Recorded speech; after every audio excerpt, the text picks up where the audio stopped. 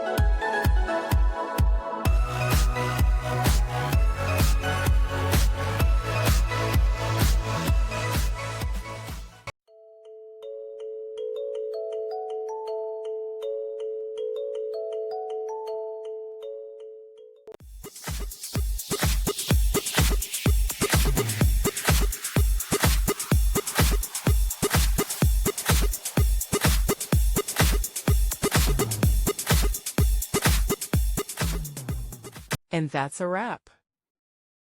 I hope you found the answer you were looking for. If you did, take a second to hit that subscribe button. It really helps out. And let me know in the comments which solution worked best for you. See you next time in the debug zone.